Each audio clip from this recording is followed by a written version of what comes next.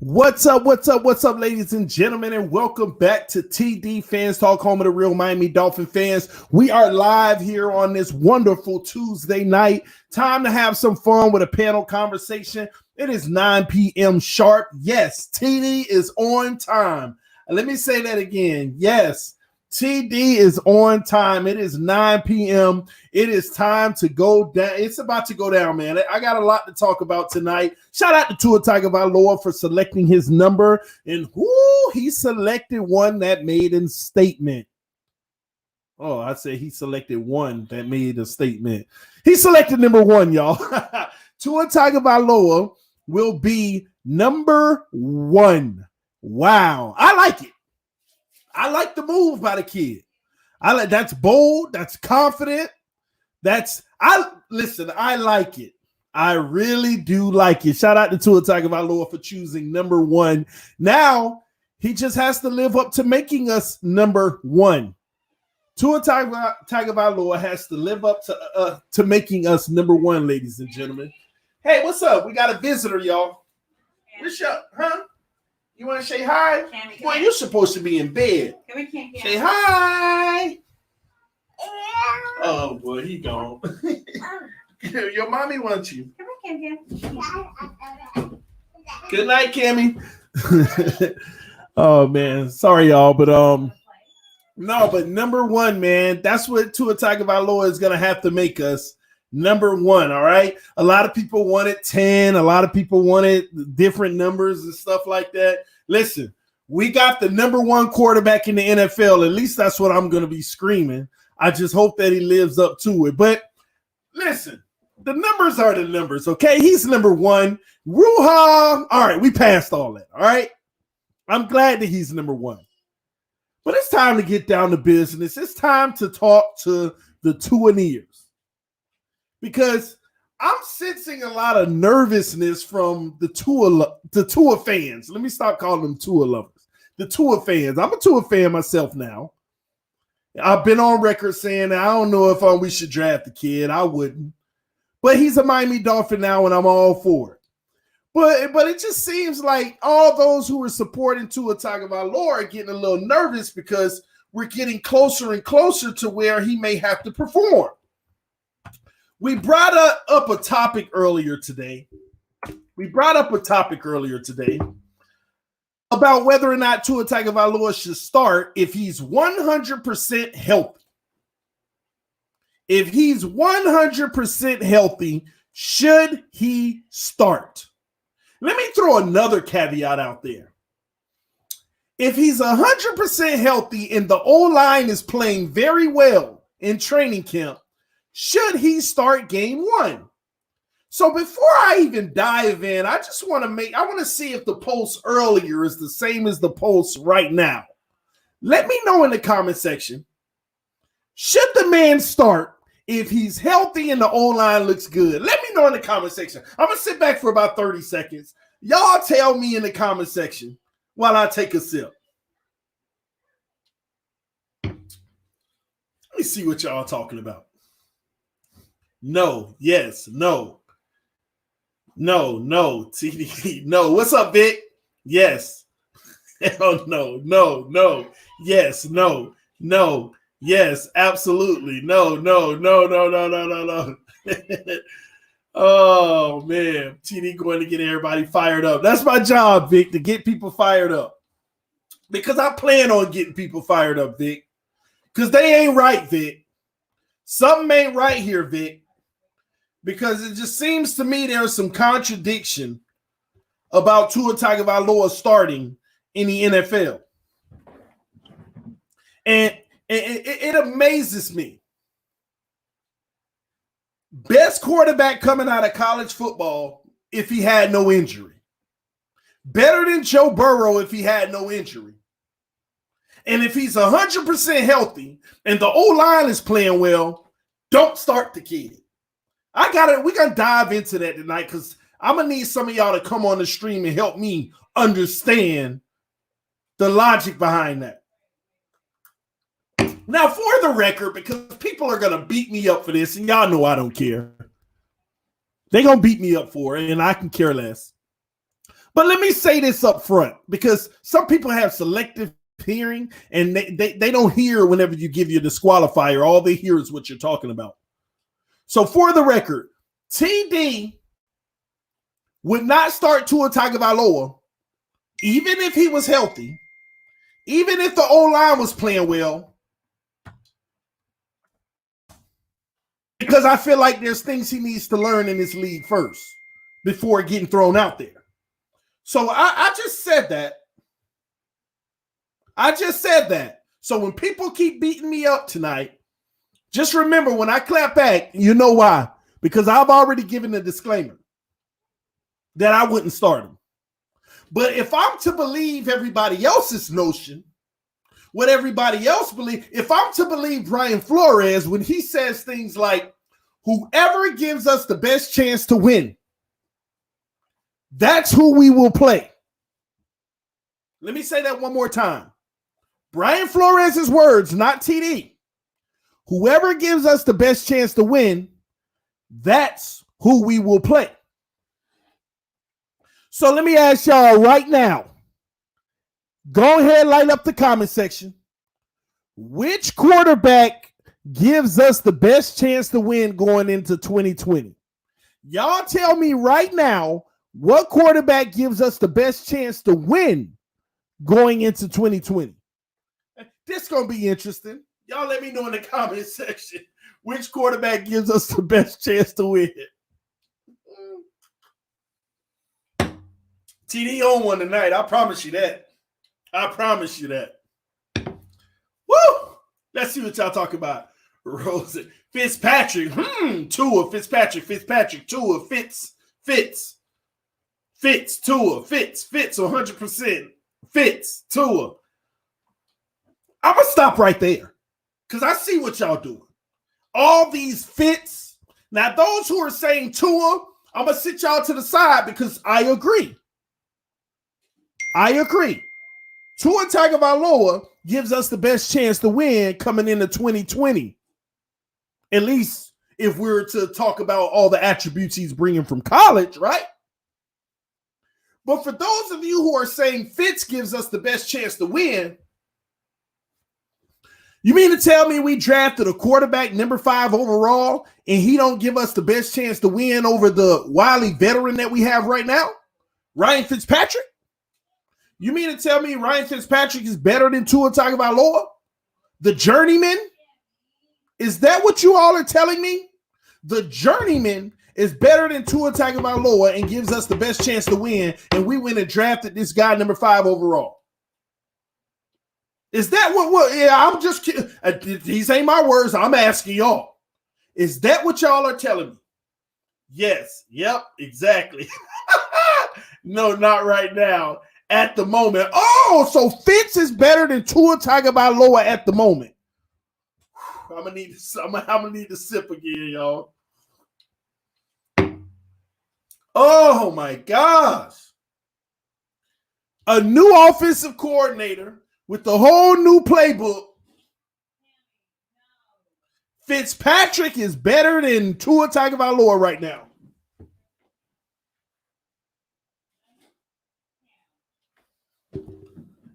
Am I in the twilight zone here? Am I in the twilight zone?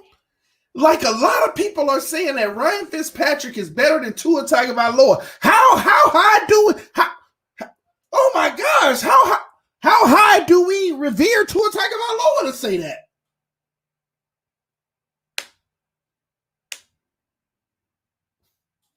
Oh my gosh! This is really happening. Ryan Fitzpatrick is better than Tua Tagovailoa. That's what y'all telling me. You know what? It ain't much more to say then. It ain't much more to say. I get it now. A lot of y'all feel like Ryan Fitzpatrick is better than Tua Tagovailoa.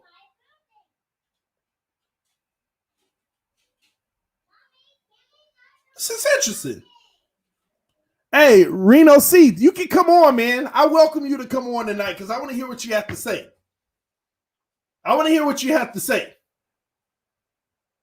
I want to hear what you, Logan, you too. Come on tonight.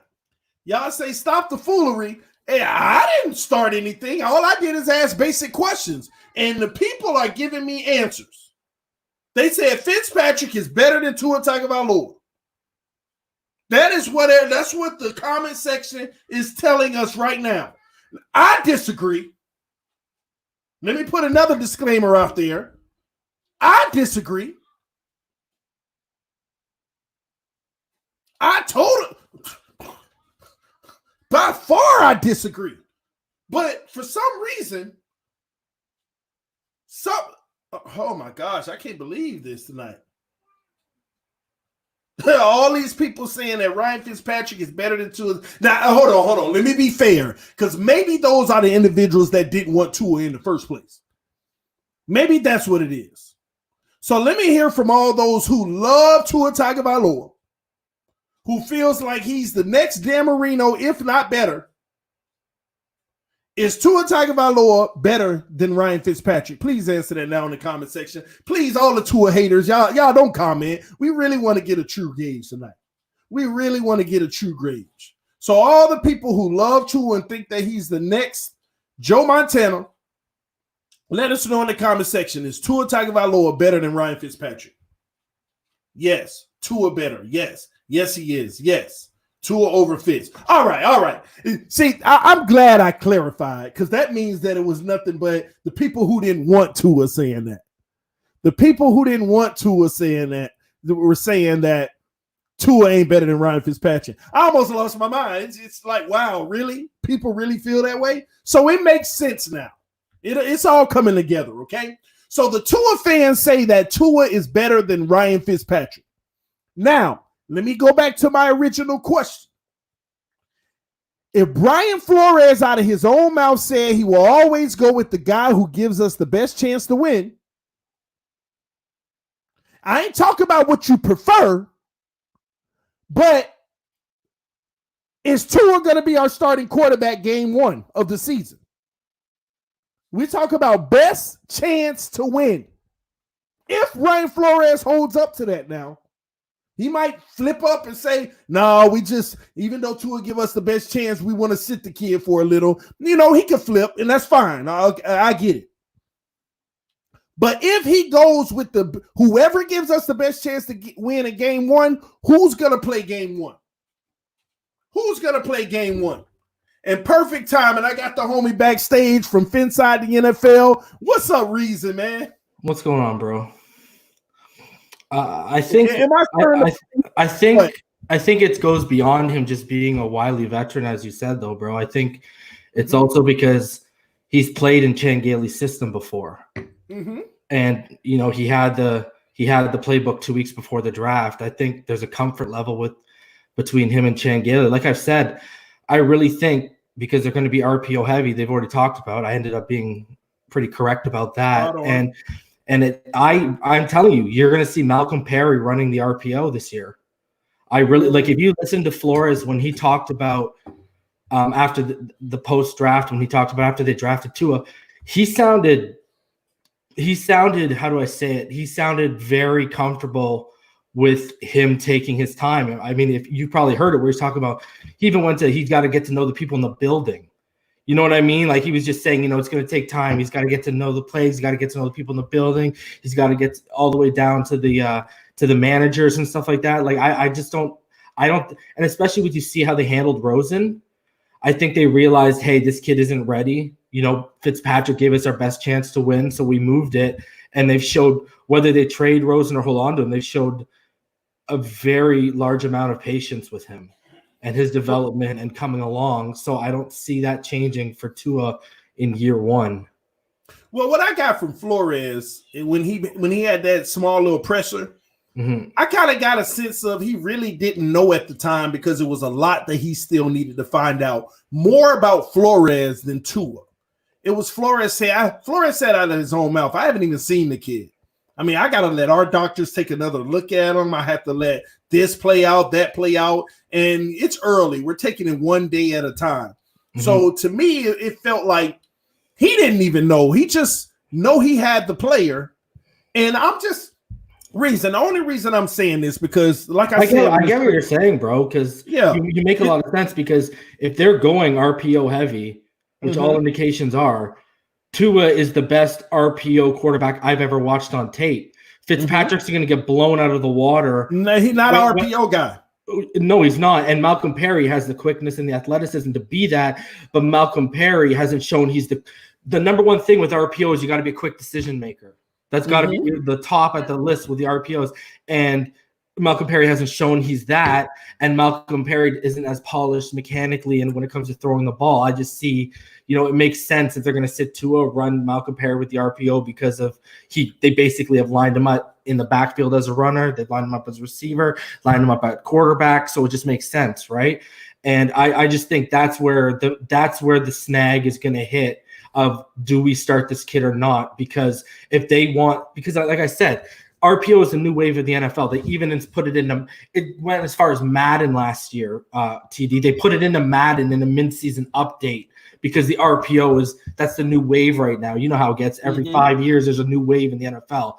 And right now it's the RPO. And if they're going to go RPO heavy, that's going to be where the snag is of do we go with Fitz or do we start Tua?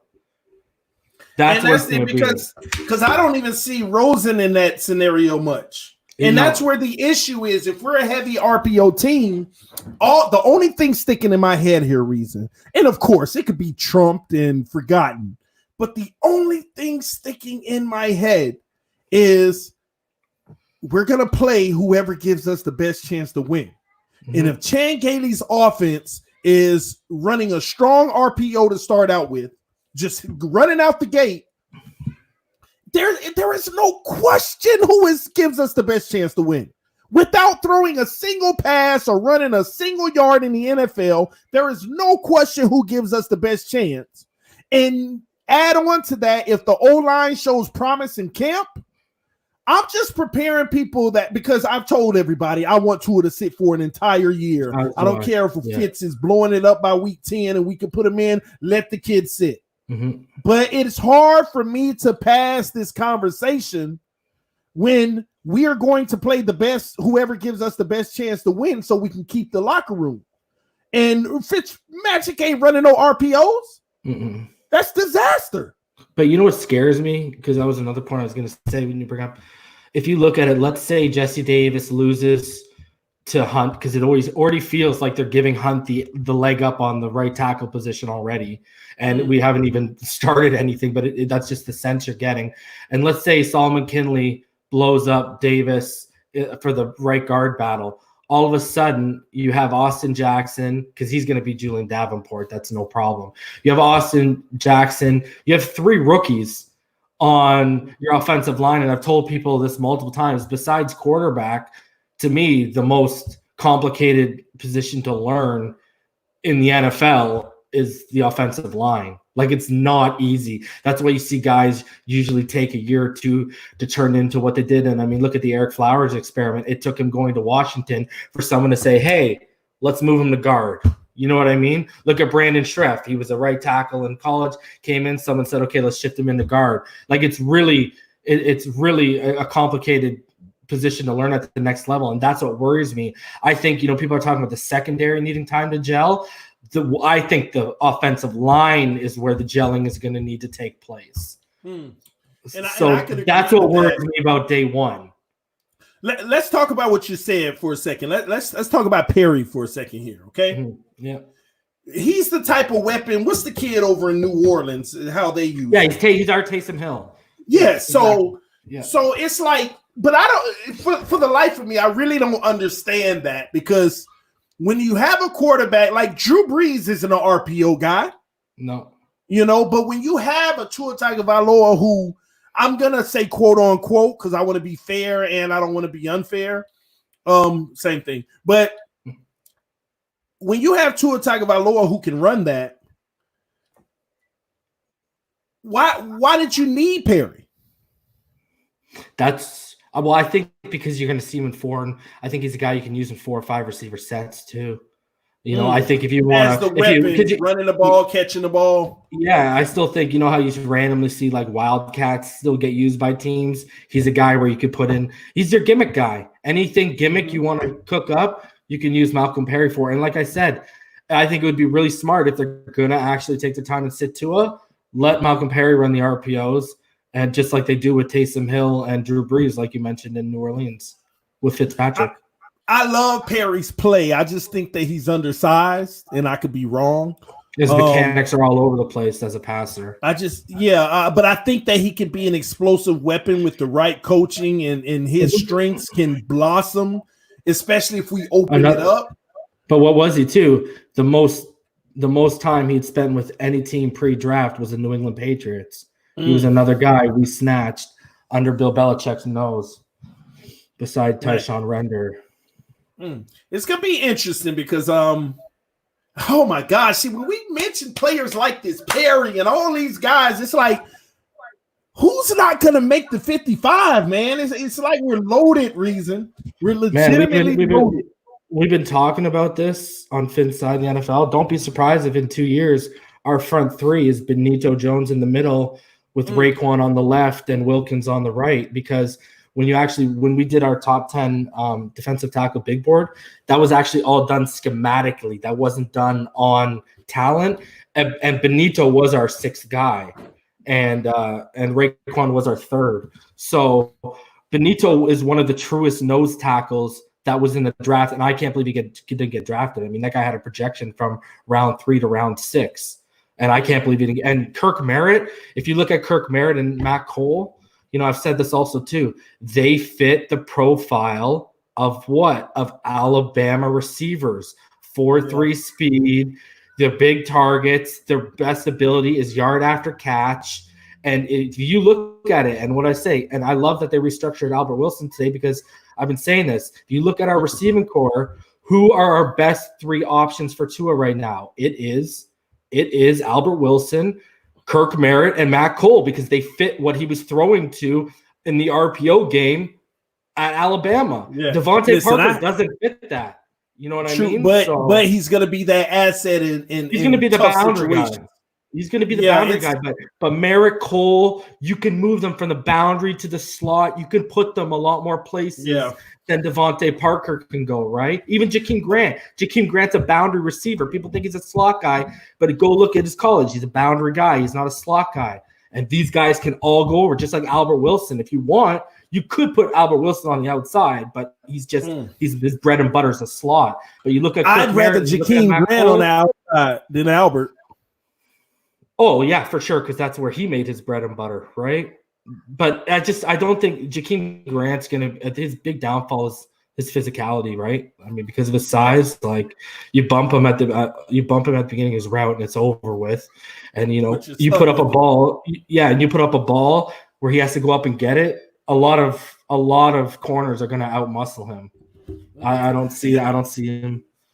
You brought up an interesting name, Reason, and I've been meaning to do a stream on this kid just primarily for him. I just haven't had the time, especially with the breaking news yesterday of the loss of Don Shula, the greatest ever. But Kirk Merritt, man, I don't even know what to say. This kid, Kirk Merritt, he's the epitome of who's not going to make this wide receiving group. Yep. He's the wild card that's going to come in there and say, one of y'all ain't making it. I think Matt Cole's making it too. Well, who would you put higher? I don't know, man. I really think it's going to be.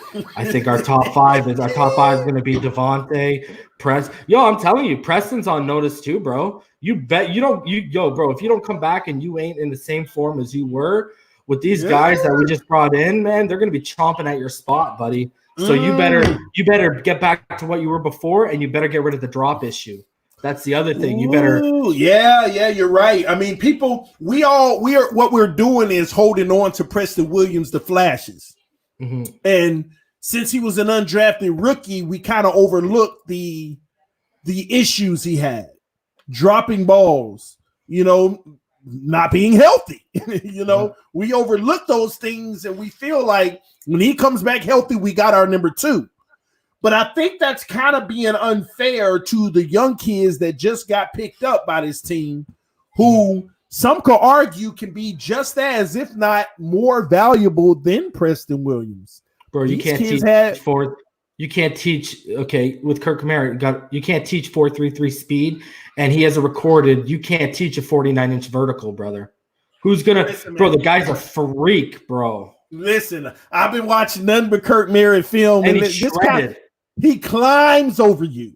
He will man. take 2 steps on your body to go up and get the ball. 2 defenders, he will snatch it from you. He runs nice routes. Now, I would like to see more crisp breaks in his route, but it's a thing of beauty because he's also a slow-paced route runner with speed. I don't know if that makes sense. It's like you don't see like just mega speed in his route running and cutting, but he's getting where he needs to get at a fast pace and shifting his body and making turns. And it's more explosiveness and quickness than it is pure speed. Yeah, that's why I say he's kind of like that Steve Smith, Dez Bryant. Their body doesn't look like it's quick, but it's moving. It's moving. Man, this kid, man, listen. Have you watched this? You can go and you can watch his 2 games from 2019 and 2018 against Texas State, and he blew them up each time. If you want a good watch, go watch those. Because I watched his game against his 2 games against Alabama and his other game against Georgia. And they weren't. Go watch him against Texas State, bro. Like, because that's a rivalry too, right? So it's Arkansas State and Texas State. It's a rivalry. Go watch those games, bro. He just absolutely feasted. So he's got me excited, man. This year he's our version of Preston Williams this year. But don't sleep on Matt Cole, bro. I'm telling you, Matt Cole's at least going to make it to special teams. You said at least special teams? Matt Cole is going to be at least special teams, man. There's a good article you can go read on Sports Illustrated called Prospect X, and go read it. Matt Cole, buddy, that's another. I'm telling you, I understand now why they took Brad Ferguson instead of getting James Proche, at 185. Now I get it when I look at Kirk Merritt and Matt Cole. I understand. Reason somebody can't make it, man. Bro, Isaiah Ford. I'm sorry, Isaiah Ford, buddy. I hope everyone enjoyed his stay. Isaiah Ford. What about Alan Hurns? I'm telling you, top 5 Alan Hurns has the cap on his side. We'd be losing. I think we'd be losing 900,000. I mean, that ain't much if we cut him, but we save $2 million if Hurns was to go. Oh my God! I wouldn't be surprised if it's Parker, Williams. The top 5 are Parker, Williams, Albert Wilson, because Albert Wilson's staying because of his restructure, and then Kirk Merritt and Mac. Bro, I think he's in trouble, bro. Grant? They're not Flores guys. People gotta actually separate. These aren't Flores guys, man, and he's starting to bring in between Williams, and I guess you could count Malcolm Perry if you want to, and now Merritt and Cole. That's 4 receivers he's brought in himself that are Flores guys, bro. I know. It's crazy, but here's the issue with Grant, bro. The salary. Maybe they'll try and trade him, bro. Get a late round pick. I think Get a late round. He's an asset. The thing is, we're on the hook with Grant this year. Listen, if we're gonna have dead cap of 2.5 million, just to save 2 million. Now I could see them parting ways and forget the 2.5 million, okay, but I don't know. That's an interesting one. Jakeem Grant, ladies and gentlemen, he could be resignated to just punt returns and kick returns for this year, and then they cut ties. The problem is, though, again. Are we going to see somebody's going to go to the practice squad? I think they're going to try to use that practice squad. I think if you put Merritt or Cole in, I think they're going to get. They're gone. Somebody's snatching them, and that's what I'm worried about. Both of those guys, I don't think you want to lose either of them. Mm-hmm. But the room's getting a little too packed, reason, and it was easy when we were able to put Hurns on the practice squad. Mm-hmm. We could just throw him there every year. Okay, we need you now. Come off the practice squad, play. But I'm sorry, nobody's practice squad eligible except the 2 guys that I don't think we're going to want to relegate to the practice squad because we're going to lose them. Another team's going to pick them up. They're not going to sign to the practice squad. And the easiest guy to cut ties with would really actually be Preston Williams if he's a shell of himself. If he's a shell of himself and they don't think they're getting what they got financially, he's actually he's the one that it would cost the least to get rid of, right? Excuse me. I don't want them to. I want that guy to be your number 2 and then figure out the slot behind him. He would cost the least. Hurns would cost the second least, and then Grant. Yeah. Those in that order. And Isaiah Ford wouldn't cost anything either, right? Oh, Ford. I forgot about him. He's down at the bottom too. He wouldn't cost much. But you know what? It's sad that because I like Ford and I like what he's able to provide, I think that he doesn't make this roster this year. I know it's really early for us to be saying that. He can go to camp and have some good moments, but it's going to be really hard for Isaiah to make this roster. I've been rooting for the kid because he started on the practice squad, and I've always, wanted him. And he played some NFL games, and I think that if he's cut, he'll find a job. I think that he may see it's hard. I mean, will he find a job, Reason? I mean, he'll at least go to someone's practice squad. He's not eligible anymore. Isn't that just for ours? I think that's just for us, strictly. So that's something that I guess I need to look up and learn because I thought that you're only eligible for the practice squad for like 2.5 years or something cumulatively. But if he goes to another team, I've never looked into that if he's still eligible for the practice squad. Yeah, I'd have to look that up. But I think that's how it is. I think it's with us. Rudnick isn't eligible because of the futures contract with us, right? Yeah. Man, Isaiah Ford might be the oddball out, but is it just one oddball or is it 2? I think it's going to be 2. When that second guy, I just, for some reason, deep down, I don't feel like it's going to be Hurns. But, you don't pass on these 2 young kids, Cole and Perry. That's what's tough about it, man. It's going to be one of the more interesting I think right now the battles that are lining up interesting for me are the wide receiver battle, the battle at the right side with the right tackle and the right guard position. And then it's going to be interesting to see how the secondary settles out with Adrian Colburn and all that kind of stuff going on. A battle that I think is going to be very interesting.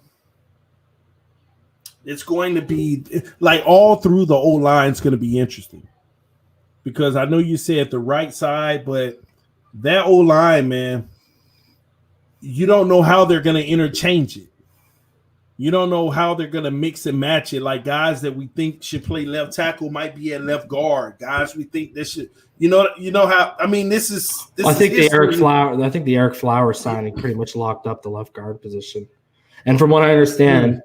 EM looks like he might be right because it sounds like they're going to be shifting Dieter potentially to the backup center.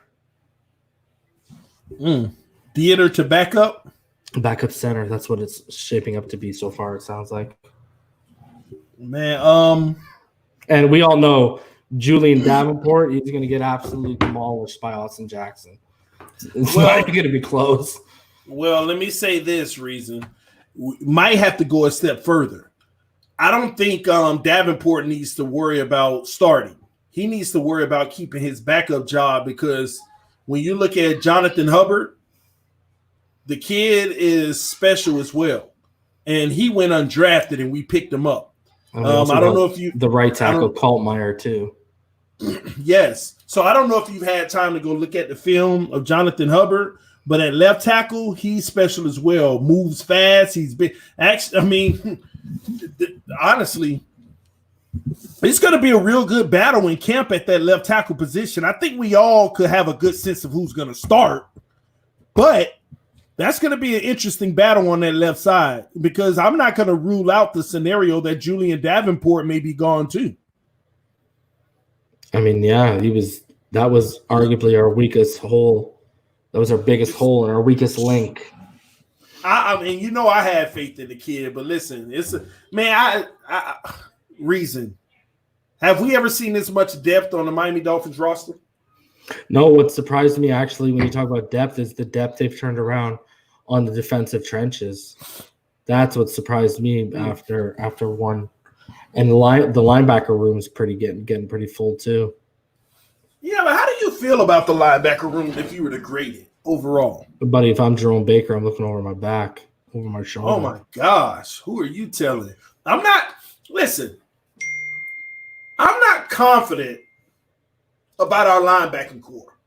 Really? I'm confident in a few pieces. But the linebacking core has been a core that has haunted us for the last, I don't know how many years. We have never been able to put a unit together. A unit. Not the one guy here and the one guy there. But at what point are we going to have the three linebackers that are literally dogs in this league and like top linebacking core, top 5 in the league? It's been a long time, bro. Well, we actually need 4. Well, right? Yeah, in a 3-4 scheme. Mm-hmm. But, I always say 3 because I like it, bro. I like it. I like the way our – dude, you got Curtis Weaver coming in as a rookie learning under these guys. I love it. When you got Ogba, you can line up on the edge like that. Kyle Van Noy. I like it, man. I like the way it's Raekwon. There you go. And Raekwon, too. You could – it looks like Raekwon and Van Noy are going to be in the middle, right? So I like it, man. I like the way the middle's shaping up, and I like the rotations we're going to have out on the edge. I think we got a lot of great potential on the edge this year. So I can't believe we caught Curtis Weaver where we got him. So I think he's going to blow people up. So is Baker out of there? He's definitely been relegated, it seems, a little bit. Could you see them cutting Baker? Yeah, again, he's not a Flores guy. Unless you're a Flores guy, that's when I'm gonna. And we all know how he is in the run game, right? So, and that's what we're trying to. So we're trying to establish a culture where we stop the run and we smash him in the mouth in the meantime. So, if you look at what they've done, Curtis Weaver is arguably and Curtis Weaver improved this year in the run game than how he was last year. So, but he's arguably the weakest guy we drafted in run support because I don't know if you saw the stream yesterday, but even Brandon Jones, one of Brandon Jones' strengths is run support, right? So, even it's gone out into the secondary. So I think Jerome Baker's man, with how crowded that room getting and his lack of run support and the fact that he's not a Flores guy either, to me that's a recipe for disaster for him. What about Sam? What's his face? I don't know. It's going to be interesting because what about Van Ginkel too? There's a lot of people that we haven't been talking about from last year, and some of them had injuries, and we didn't even get to see their full You're going to have to get Van Ginkel in there too, right? And we talked about a lot of potential from some of these guys last year, but we had a lot of injuries. We're loaded, Reason. That's the thing. The depth, the turnaround on depth is one of the more impressive things to me after seeing free agency in the draft. All good problems to have, man. So I wanted to ask you, where's the weakness on this team right now? The safety position. So are we going to do anything to address it? I like Gesicki, guys. Don't get me wrong, but I would like if I don't see improvement in the blocking from him this year. I wouldn't be opposed with finding someone who's look at the most successful, look at Kittle, look at Kelsey. They're not only amazing in open space, they obviously have soft hands, they can run routes, but they're not a liability when it comes to blocking. You don't have to take them off the field.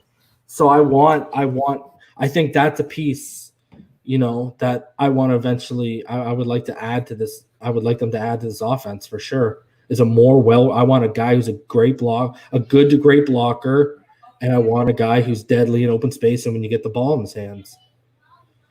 If Gesicki was a good blocker, I wouldn't be saying that. But he's barely can we even call him a competent blocker yet? I don't think you can yet. So that's what's interesting to me. That's the one position we really didn't address much outside of the undrafted player that we brought in that converted them, played defensive end, but we brought him in as a tight end. It was a weak class though, right? Like it was a very weak class. I mean, you would have been best at getting the best option probably would have been Chase Claypool and convert him to tight end. So I wanna rub on the crystal ball for a second here with you, and get your thoughts. What's up, Dwayne? Hello, gentlemen. Hello, TD. Hello, Reason. How you doing? What's good, man? Great, man. I want to rub on the crystal ball for a second, and I want us to fast forward to next year. And I know it's unfair to do this, but I just want to entertain this for a second. What are our top priorities going into next year? I would say that next year, our top priority should be focusing on a running back, getting that stud running back, getting that safety that can play the center field position as far as the safety position is concerned, and also putting in a player that can replace Kyle Van Noy, because you always want to look into the future and be prepared for that that lack of improvement or a decline in the effort that you may have from a veteran. So the best way to get that is to draft that player 2 years earlier or a year earlier than a year later. So my those would be ideal, my top three. My ideal, because we're gonna have 2 first-round picks next year. My ideal first round is because Breda's going to be gone probably. I would replace him with Etienne with my first pick because it's probably going to be top 10 Houston. So I could Travis Etienne from Clemson. And then if we're 15-20 range, I would draft Javon Holland from Oregon, free safety. And that to me would be an absolute home run. But I think we're in a position where if they want to draft a guy like Jalen Waddle, or if they want to draft a guy like Devontae Smith next year and add them to the receiving room, a comfortable target for Tua, I think they're putting themselves in that position. There's a couple tight ends I like, but they're probably going to be near the end of the first round. But to me, that would be the ideal. Give me Travis Etienne and Javon Holland. Because that Oregon secondary this year, guys, I don't know if a lot of anyone who watches college football and wants to watch something, first of all, watch Penei Sewell, left tackle, because he's going to be worth it.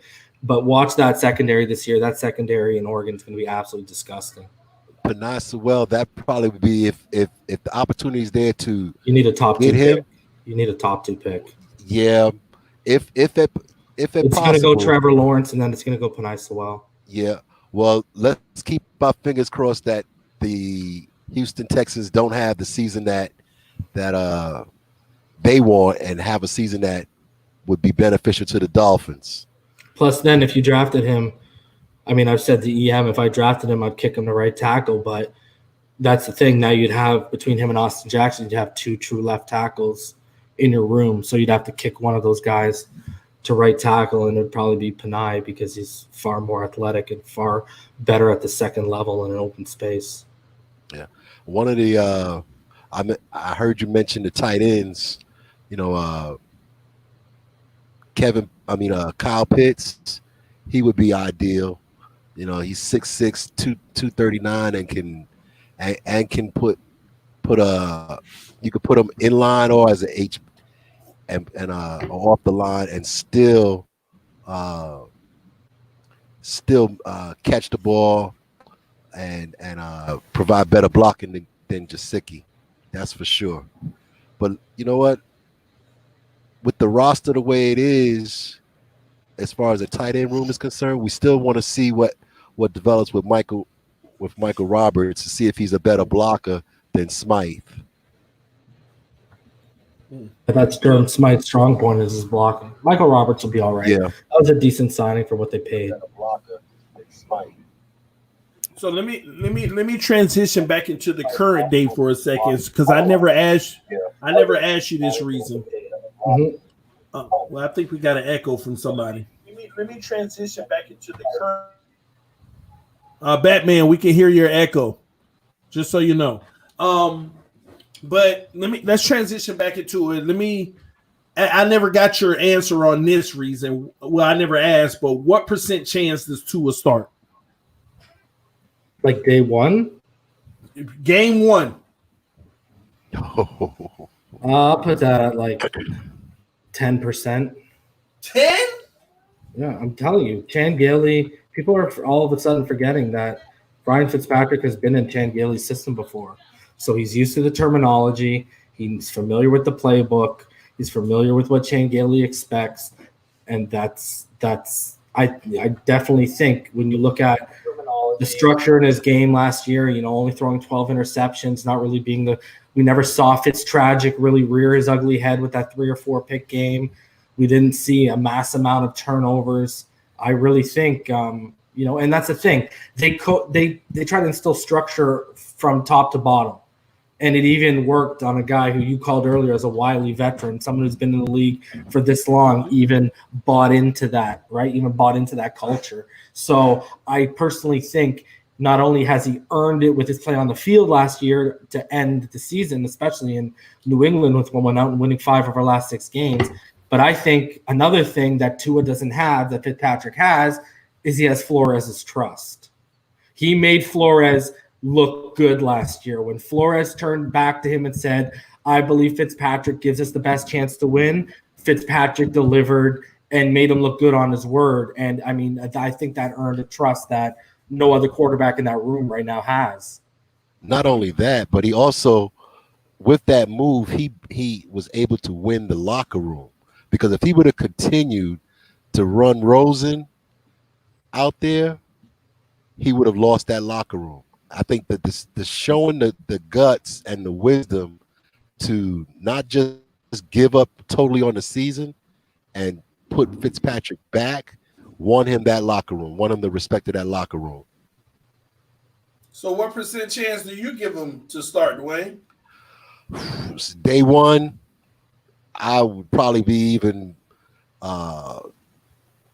it would be probably about 8 to 10% because I think that because you could still run most of the offense with Fitzpatrick, not have the some of the RPO plays, and maybe bring Tua in or Perry in as a distraction or a change of pace. Well, you're going to want it, especially if we got 3 rookie starters, you're going to want to instill that RPO a little bit more heavy this year because especially if you're giving the reins to 2 and 21, you want them not only to be seasoned at the NFL level in terms of pass protection and run blocking, but you also want them to get used to that RPO stuff because Solomon McKinley didn't run it in Georgia, right? Yep. They didn't run it at Louisiana Lafayette with Robert Hunt, right? They didn't really run it at USC with Austin Jackson. So you're going to want – not only are you going to want to get them up to game speed, but you're also going to want to get them up to playbook and offensively expectations. You want to get them up to that speed too, especially if you're handing over the reins.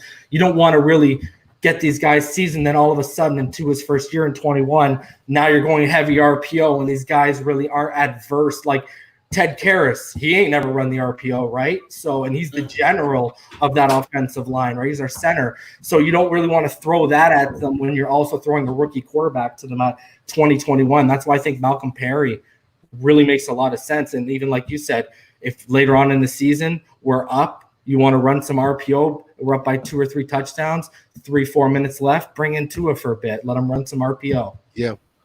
But I don't think that Tua is going to get the start day one, just for the fact that Fitz is more familiar with the offense that Chan Gailey runs, and the fact that you want to bring Tua along a little bit at a time, okay, rather than throw him out there to the wolves. And although there are instances where quarterbacks learn on the fly, in some instances you have stunted their growth and it takes longer for them to reach their full potential than if you gave them that opportunity to watch, learn the playbook, and get used to the practice speed and the game speed before you throw them in to the wolves per se. And Dwayne's right, because I mean, go look at Josh Allen. We're going into what, year 3, and he's still a one read, learn as you go quarterback. He is not rolling through to his 3rd and 4th progressions, right? So, and that's what you're going to see with Herbert and the Chargers this year. And this is why I warned everyone.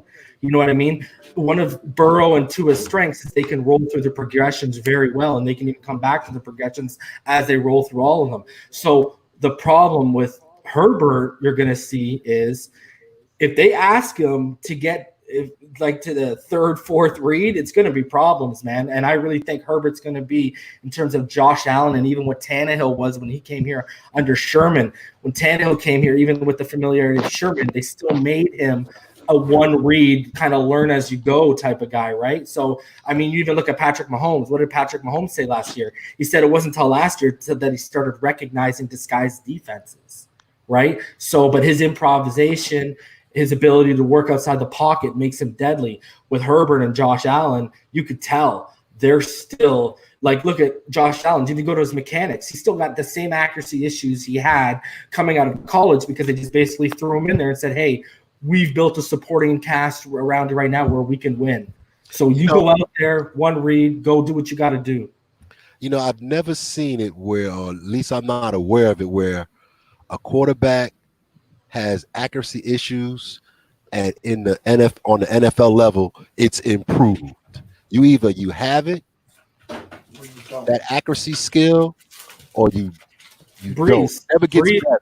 Breeze wasn't this accurate when he was in San Diego, right? He had to go. I've talked about this multiple times before.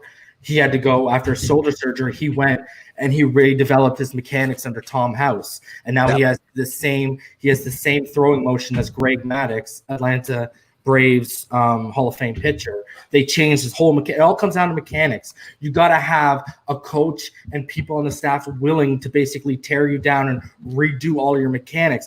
Problem is, when you draft a guy like Herbert, you're not going to have time to do that. You're going to have the off season. That's it. Like, we all can pretty much agree that Tyrod Taylor is probably not going to be the starter by the end of the year in Los Angeles. It's probably not going to happen.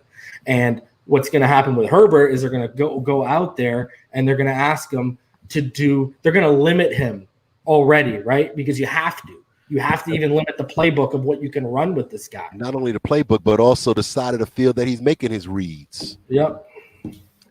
Just to be effective. And that stunts them, right? Because you're right, that stunts them. Because if you look at Josh Allen, they could have sat him for a year, and they could have took the time. You know what I mean? Take away the one read stuff. They could have took the time. McDermott could have took the time and broke him down and rebuilt him up mechanically, and then let's say, okay, now your mechanics are way better. Now let's go make you a one read and learn as you go. Because now at least you don't have the accuracy issues. Because I think we can all agree, a guy like Josh Allen, if we were Bills fans, 3 minutes left, we're down by 6, we need to score and an extra point, all of us probably wouldn't feel comfortable with the ball being in his hands with 3 minutes left. And that comes down to what he is. And I don't think you're going to see a change for a couple of years. Like, look at Tannehill. He didn't start getting it till year 5, 6, 7. That's when he started getting it, right? So the last time that there was a quarterback that was successful after sitting a year was Carson Palmer. He sat the whole entire year, watched Kittner develop, and he came out much better for it than a lot of other quarterbacks that were chosen first round, thrown to the wolves, and it takes 2-3 years for them to even get up to where they could have, where they were initially. And he looked better, and he was even better mechanically than what he was at USC. I was a huge Carson Palmer guy, and I really believe if it wasn't that that low hit against the Steelers in that playoff game, which he threw like an 80-plus yard pass to Ocho Cinco on the play anyways. I really think they would have beat that Steelers team, and I think they would have ran to the Super Bowl that year. I'm not saying they would have won the Super Bowl, but that offense was so high powered with Hushmanzada. And then what was the wide receiver who fell off the back of the truck and he passed away because of his girlfriend? He was their number 3 guy. He kind of looked like the Predator, the way his jaw. Talking about Cedric Benson? No, that was a running back. That was a running back. He was a receiver, man. And he died tragically after an argument with his girlfriend. He fell off the back of the truck or something. Man, that sounds so familiar, and it's off the tip of my tongue. Yeah, I just can't remember the name. But they were stacked, man. And, you know, Dwayne's right. You know, when you look at Rodgers, Dwayne, look at that. When you look at Patrick Mahomes. Chris Henry. Yeah, it was Chris Henry. And then when you look at Patrick Mahomes, what they do, they gave him a little bit of work when they were blowing up other teams at the end of the season. Give him a little bit of work, take Alex Smith out, and blah, blah, blah, blah, blah. And look how he learned under it. And I think we have, when you look at all the starting quarterbacks, guys, we have one of the best quarterbacks in the league for any young quarterback to learn under. And I really believe that. That's my take what Reason just said, man. That's all I wanted to say. Shout out to TD, man. I want to tell you thank you, man, because all my updates that I got yesterday and today with Shula and the restructuring of Wilson's contract, man, all my, it was all updated through TD. I didn't hear through any of that through ESPN. But my take on the whole Tua thing is I'm just writing off of what Reason said, but I did have that thought as well. Is that it hasn't even crossed my mind that there's not without a shadow of a doubt that Tua is even going to play in that first game. I think he will sit and starting day one, he's going to be the best quarterback that we have. It just does not make any sense to start him. Not even, patience, man. Patience is the key. I think that our coach is patient, and I think that that Tua, regardless of how he outplays the other quarterbacks, he's not going to be our day one starter. It just doesn't make sense because our offensive line has to get it together first. So I feel that we're going to have to get the run game going, and that O-line has to get a couple of games under their belt before you even consider throwing Tua in there. But I think that it's a good indication that we're going to see Tua at some point in the year, even though we would want him to sit out the entire year because of the fact that we're getting Wilson back, man. So let me throw a wrench in there, though, Esteban. I want to throw a wrench in there to all y'all. Here we go. Buckle up, okay?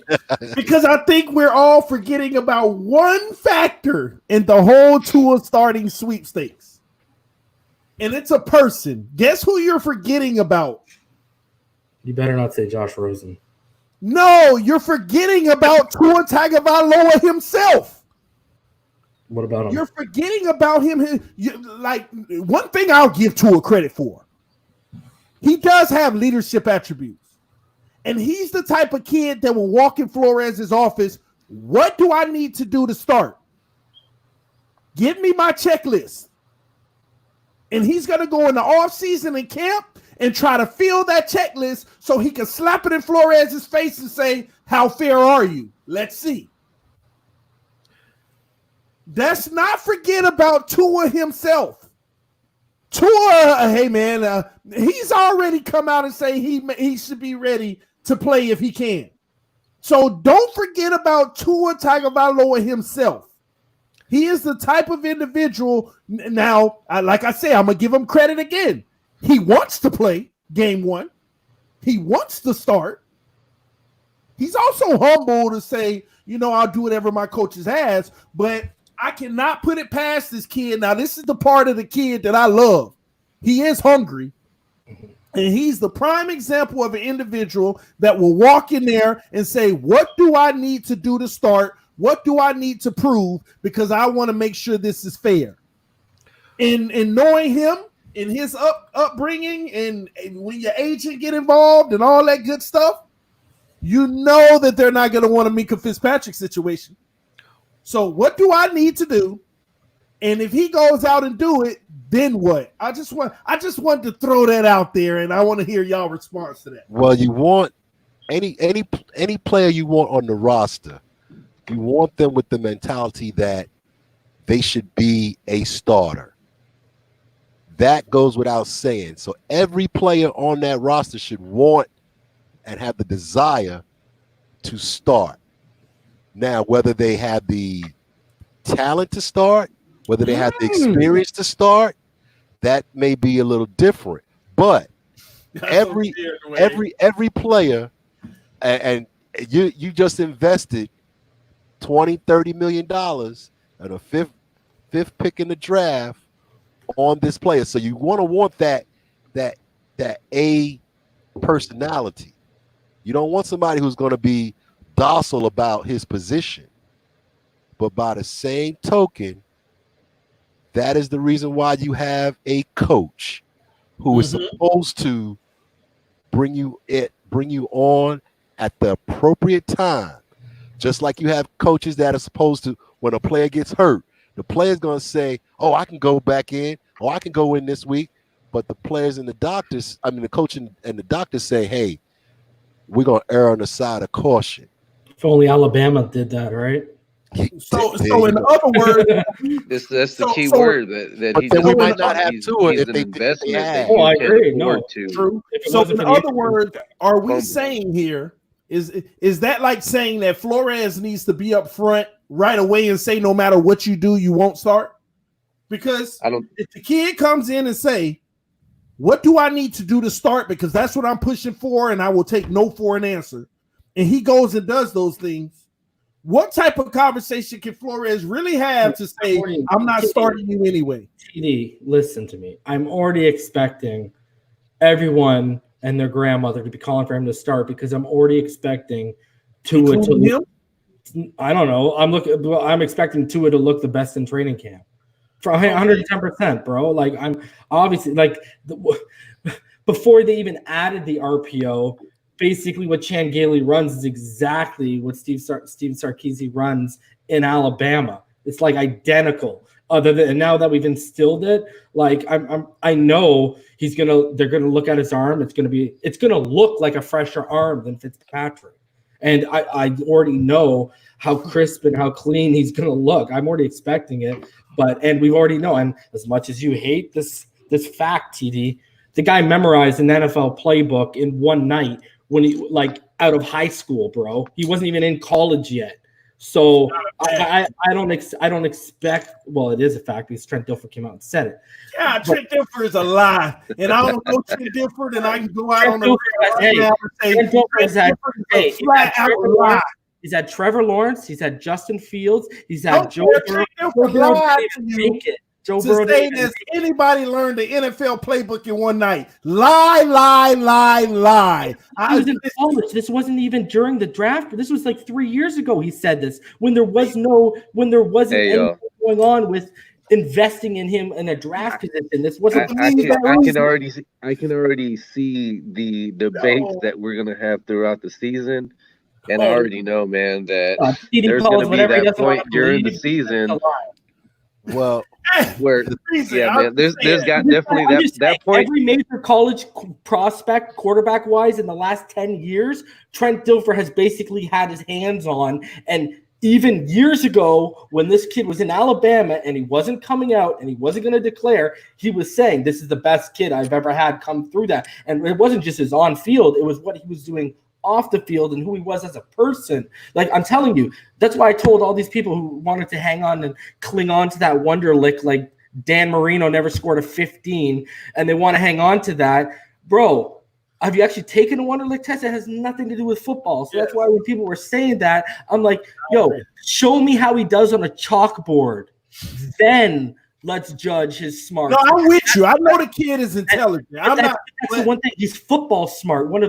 He's known for having a massive football IQ. Like that's one of his things. He's a student of the game. # bunny ears, whatever you want to say. So I'm not worried about that. That's why I think he's going to pick things up real quick because his familiarity of the system. All he really has to get down is a lot of it's going to be terminology, and then and assignments. That's it. And then I think the talent's already there. I really expect the talk to be coming out from the media pushing for him to start, because these Omar Kellys and these Dave Hyde, they're all going to be there, and they're all going to be watching him, and they're all going to be hyping it up, hyping it, and it'll leak over, and we're going to hear, we are going to go through a period of what we're talking about right now is going to be the main talking point in Dolphins media. I guarantee you, because of how good he's going to look. I'll put money. What I was trying to get at was that itch is going to be there in practice, where Flores and them are going to be, and Chan are going to be.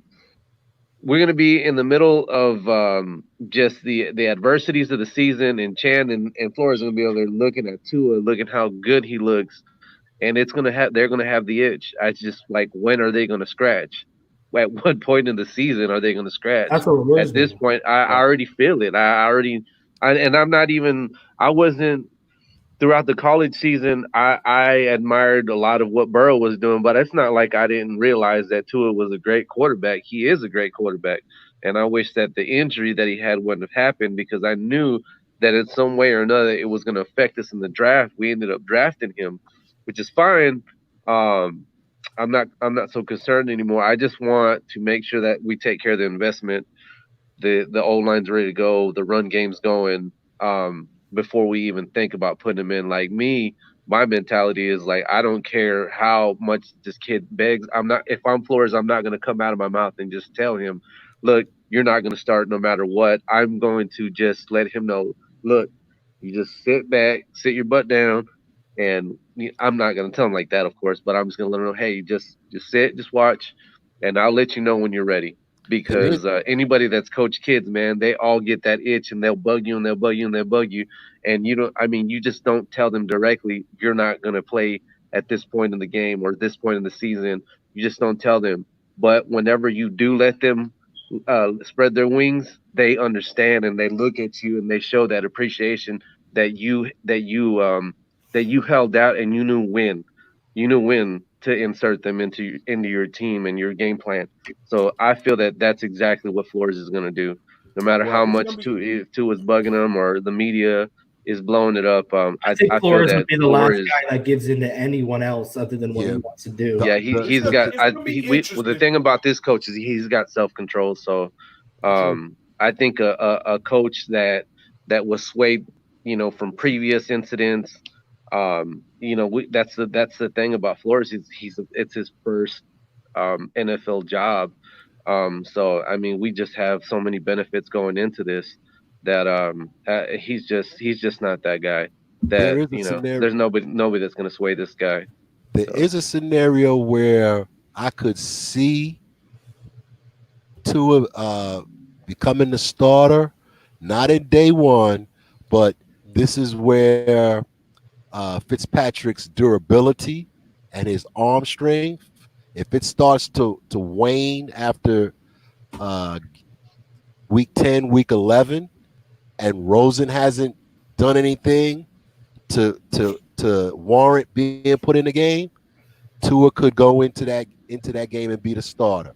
That's the only way that I would, if I was Flores, justify putting Tua in if it wasn't just bad play. But that is a scenario because we saw it last year. Fitzpatrick's arm did wane in his arm strength the tail end of the year. And if that was to occur and it was being detrimental to the team, then that's a situation where Tua could come in and start some games.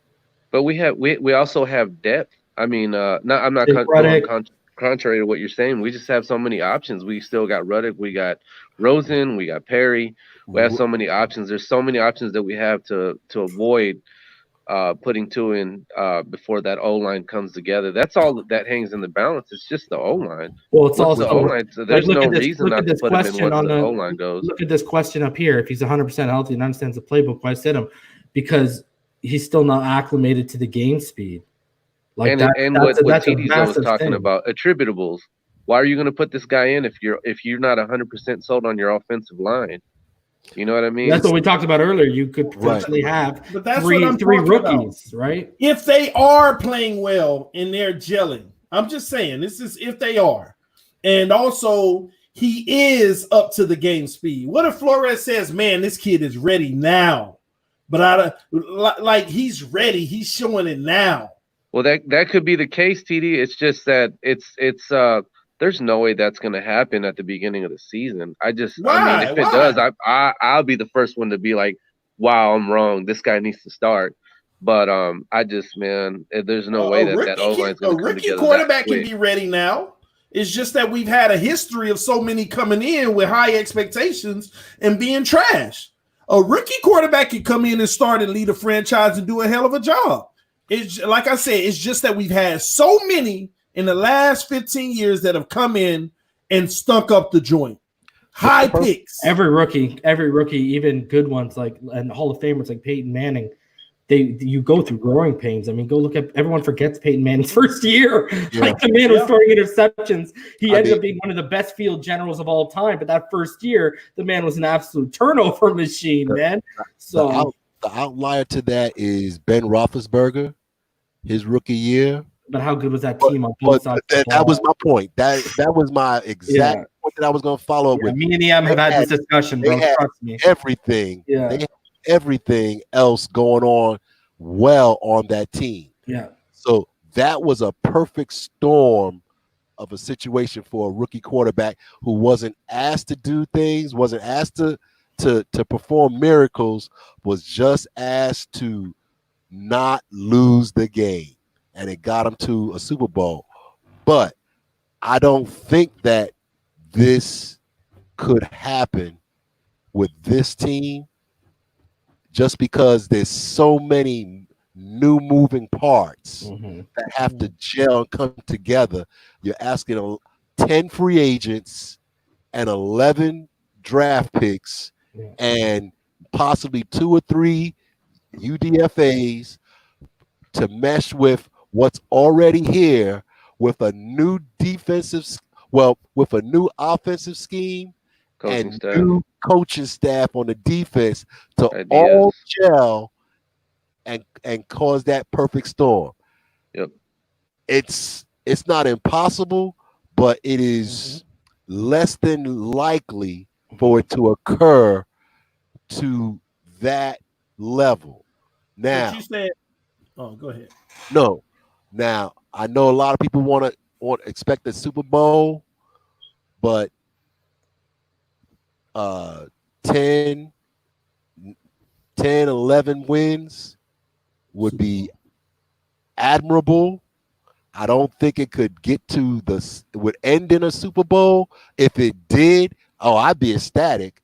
I'd root for it, but I don't think that the parts are all gonna gel and hit on all pistons, all cylinders, for it to be conducive for Tua to come in and lead the team to a Super Bowl. Well, and let me ask you this, Dwayne. If you're in week 10, you're in week 12, we've had Rosen for this long. He's been sitting there. A, don't you want to see what you finally got in this guy? Because B, if you got something, you might be able to get something from him, even if he's more than competent when he comes in. Like if we got 6 games left and this guy goes 3-3, you could still get value out of that. So I don't understand what the rush is. I just that's my whole thing, man. It's just I don't get the rush. But then we said Ben Roethlisberger, but then you also got Cam Newton, you got Andrew Luck. You have Russell Wilson. And Luck got killed. And Luck got killed by. But how did he play? How did he play? But is he playing? Doesn't matter. He's not playing anymore. No, that's true. That's true. But at the same token, Cam Newton had a hell of a. He got killed. Year.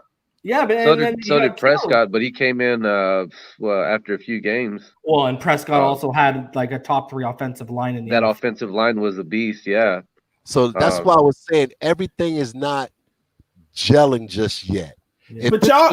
If this was a team that had all the components right now already, and like you said, TD, drop the QB as the cherry on the top, Yes. I would be with you a little bit think- But more. my think I initial understand what question you're saying, was, TD. all It just sat almost here- doesn't seem like realistic that the offensive line is going to be ready to go. Well, and that's the like, thing, early. Esteban. I was going to say, if we were all sitting here right now preseason and we had seen this line last year and it was a top 15, top 10 line, I think a lot more of us would be a lot more acceptable of the fact of this kid coming in at some point and even potentially being a day one starter. It's the fact of, and I mentioned this earlier, we're going to potentially have 3 rookies starting on an offensive line. And next to the quarterback, to me, the offensive line is the hardest position to master in football. And you're going to go through, when you talk about quarterback growing pains, you get the same with offensive linemen. You get a lot of brain farts because they're just not up to, look at Austin Jackson, right? We're going to see how he fared. He got ate up by Bradley and Julian Aquara. He got eaten up by AJ Epinesa, right? These are guys who didn't even go in the first round. Now he's going to be going up against grown men coming off that edge who are more athletic and some that are more faster. So there's going to be growing pains, man. And honestly, as bad as this sounds, sorry, Fitz, I'd rather your body takes it right now than the guy we're holding on for the next 10, 15 years with our franchise. That's an investment. Tua's an investment. Fitzpatrick is a bridge. So while that offensive line learns, sorry, buddy, you got to take those lickings because I got too much invested in this kid besides the $35 million. I got Super Bowl window of 5 years that's about to open up. So and not I'm just not that, doing man. Tua's going to be starved, man. He after having gone through what he did at the end of the college season and not being able to play the rest of the season out with his teammates or ever come back to play one more game. You could even put me in there. All the criticism that this guy received about his injury, just all the doubters, which is basically a storyline for just this whole draft and the way everything went. It's just almost every selection. They all have adversities that they're overcoming. So he's going to be starved and hungry by the time he does get started, whether it's 3-4 games. That's my anticipation for him is that when he comes in, he's going to be starving and he's going to light it up. I could definitely see that as a possibility. The original question, though, let's go back because we keep talking about, you don't want to do that with the O-line. You don't want to get him killed. We're talking about all these reasons why not. But the original question was, if Flores believes the line is ready, they've had a hell of a camp or they've had a great offseason, preseason, whatever it is. I'm just saying, if the line is gelling, everything is perfect. That's what this is about. We keep talking about, but we got to see if the O-line and this and that. If Flores believes that the O-line is ready and they're good and they're going to protect this kid, that's what I was asking. Okay, I'll give you a situation that occurred. Alex Smith for the Chiefs, he played with the Chiefs. They had a good offensive line. But did they start Patrick Mahomes day one? No, they did not. They had Alex Smith, and they had a whole bunch of weapons. They had a adequate defense, but they still didn't start Patrick Mahomes day one. And look at what they got 2 years down the line. That's what you want. You want that. You want to have that return of investment to come big. You don't want it to come small with small victories. You want that big return on investment. You want that AFC Championship game, and you want that Super Bowl. If you put him in day one, and let's say he starts day one, and he has a bad game week 3, week 4 he has another bad game. He shows some issues. Maybe his confidence starts waning. Then you have to bench him for a quarter, or bench him for a half, or bench him for a game. The number 5 overall pick. It can happen. They bench number 1 overall picks. Well, and Dwayne, who's our assistant general manager? Marvin Allen. And who did he bring to the Chiefs? Patrick Mahomes. So we have someone in the building who's seen it work firsthand by properly grooming and properly building up and developing a quarterback. And I don't think Marvin Allen, one of the reasons we brought him over here was for the whole quarterback situation. Him and Reggie McKenzie were two of the instrumental pieces in figuring out who we were going to go with quarterback and scouting and making that decision with Greer. So I think Marvin Allen's going to sit there and say the same thing. It's going to get echoed down from the top, I think. So let me ask you this, Reason, because y'all talking about Patrick Mahomes. Mm-hmm. When the Chiefs drafted Patrick Mahomes, at that very second, what did the Chiefs believe he was better than Alex? I don't know. They saw talent. That could be nurtured and made to be great. And you just said the right word, nurtured. And how do you nurture and made someone? to be great? How do you? But he wasn't better. They didn't believe at the time he was better than the guy in front of him. I think they did because they traded a lot. They traded a lot to move up to that spot, man. They knew they had to find the future eventually, but at the time, do you think they thought that he was going to be a better player on the field? I'm pretty sure than Alex Smith. Didn't Alex Smith just come off like an MVP caliber season when they drafted Patrick Mahomes? I'm pretty sure they made the playoffs. They made the playoffs, and he's in the MVP conversation. Yeah. the year before they drafted him. So it wasn't like that, man. I mean, they still got Washington was planning to build around him before he had that horrific injury. So it wasn't about that. What they did is they identified someone with more talent that they saw could be a potential better starter in this league, and he just needed a little work.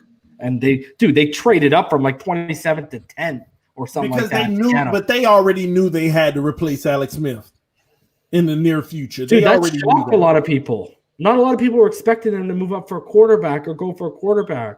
That was just as shocking as the Green Bay Packers trading up for Jordan Love right now. Even I could say more shocking because at least Aaron Rodgers is 36. Alex Smith was in his early 30s. He wasn't ready to get replaced. If it wasn't for that injury, he probably would have continued to be successful. And what ruined him, TD? That's another guy. The 49ers threw him to the wolves, and it took him a couple of years getting beat up by Colin Kaepernick, going to Andy Reid, being properly. He even got developed at a later age, man. By Andy Reid, helped him become the quarterback he was. And that was a guy. He suffered. He took a lot of flack in San Francisco for being where he was drafted and what they got out of that pick. So he's just another example. Alex Smith is another example of when you go to the right situation, you got the right mind nurturing you. Even if you're a seasoned veteran, you can become what they expected to get at number 1 overall, right? I agree. So I agree with that. I just think they're two. I think they're two different situations. I think that those things are two different situations with Fitzpatrick and Alex Smith. I just feel like they're two different situations with the organizations. I mean, you got a guy, Alex Smith, who was still that. I just think they're two different situations. That's all. Let me say it like this. Okay, you could put a half a pound of hamburger meat in the microwave, and it'll be dark on the outside, look like it's cooked, but if you put it in for a minute, it'll have that color, the color change, but it's not cooked. It's been cooked too fast on the outside, and it's not primed and juicy on the inside. It's raw. That's what you have sometimes when you put these young quarterbacks in before they're ready. But some people, Dwayne, they like their hamburgers rare. with the little char on the outside, man. Listen, let me be clear here, ladies and gentlemen, to everybody watching, okay? To everybody watching. This is I just have to be 100 with everybody, okay? Like I said, what I'm hearing from Esteban, Dwayne, and Reason, these guys are spot on 1,000%. I am only sitting here playing devil's advocate because these are those same type of scenarios that come up to shock us at times. Because if Tua starts game 1, these are the things that the front office would be thinking about if that was to happen. And we can't, like Reason said, 10%. Dwayne said 8 to 10%. I'm just the type of person, I don't ignore the 10% because that means it's possible. And I'm throwing it out there. I'm not trying to stir up nothing. I am trying to stir up something, but I'm not trying to to say that these guys are wrong, because I actually agree with their sentiments in this regard. I'm one of the first people run to the bank, sit Tua for a year. I don't care if Fitzpatrick broke a leg. I don't care if Rosen just ran to the locker room because he's scared to play, and I don't care if Ruddock said I don't want to play no more. Then whoever wildcat it up. That's my belief, okay? So it's just hard for me because it's been fumbling in my head now. I've been thinking about Tua Tagovailoa. He is a hungry kid. He does want to play game one. There's no secret about that. He wants to play game one. Let's get that straight, ladies and gentlemen. Tua Tagovailoa, if it was his choice, he's going to be on the field game one. And Flores and them, they didn't come out and say he wouldn't be starting. And we drafted this kid in the first round, number 5 overall. If this team gels and get things together and Flores feels like this might be a historic opportunity to go win games with a rookie quarterback, a whole new team, it's possible, man. And boy, how exciting it would be, but I don't think it will happen. But I just had to play devil's advocate because I wanted to ask those questions and try to get these guys' take on it through and through. So y'all forgive me if y'all feeling like, oh, TD needs to stop. I don't know why it's just playing devil's advocate because I love looking at every avenue, because the same thing with the Tunsil trade. I looked at every avenue and everybody killed me for it, man. And what happened? Look, just man, I got to address this. Our panel guys don't have faith in the O-line. One of the O-linemen that was under Shula had mentioned about just the fact that the assignments, what reasons talking about, are difficult. So you got two guys pulling at the same time under Shula. Those guys, teammates, coaches, they knew that you weren't the guy if you blew certain assignments. Even if you came in new, they knew that you weren't going to cut it. So that's just my realistic expectation, is that these guys they still have to learn their assignments and be accurate when they're with their assignments. That's all. It's not that I don't have any faith in the O-line. I just know realistically, it's not that easy. It's exactly what Reason's been talking about. So that's where my sentiment's coming from. It's not that I don't have faith in I'm more of a realist when it comes to all that. Last year, Rosen was sacked 8 out of 8 passing attempts, 8 dropbacks. He was every 8th one he was sacked. Fitzpatrick was sacked 1 every 14 times that he went drop back to pass. It takes time for the offensive line to gel. Why would you want to put your 5 to 10 to maybe 12-year investment in front of that line that hasn't gelled yet? We haven't seen it yet. I want nothing but the best for all of those gentlemen that are playing offensive line. I want them to grow and develop. I see the potential. I have hope that they will do well, but to ask Tua to come in and with all of the changes, all of the additions, and add that pressure on top of that, that's not the best case scenario. It could happen, but it's not the best case scenario. It's not the best situation to put a new quarterback in. Now, if it happens, okay, if it has to be, fine and dandy. There must be some real traumatic circumstances that occurred to cause that to happen. But could it happen? Yes. Do I expect him to fall flat on his face? No, but would we be getting his best? I don't think so. With all those things having to gel and come together, that concoction doesn't meet the best success for Tua or the long-term success for the franchise. Yeah, you don't want a rookie quarterback learning behind an offensive line where both Eric Flowers and Karras, your two veterans, are new to the system. And then on top of that, you got three rookies that are new to the league, and you want to put a rookie quarterback behind that. I mean, Esteban just talked about it with the assignments and stuff.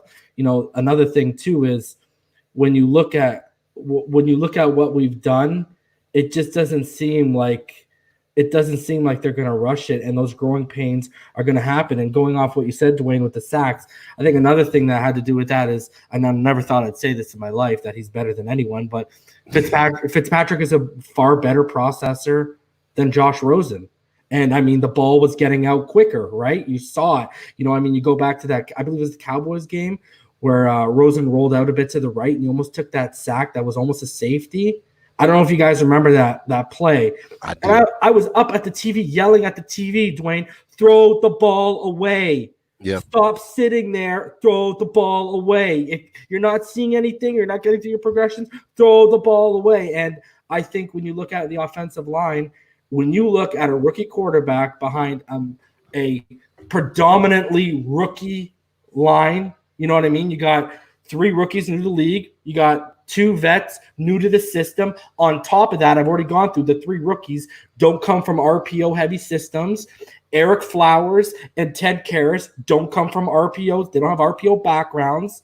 So even the veterans are going to have a little bit of a learning curve with getting acclimated to what's going to be expected by Chan Gailey and by that new offensive line coach we promoted up from high school.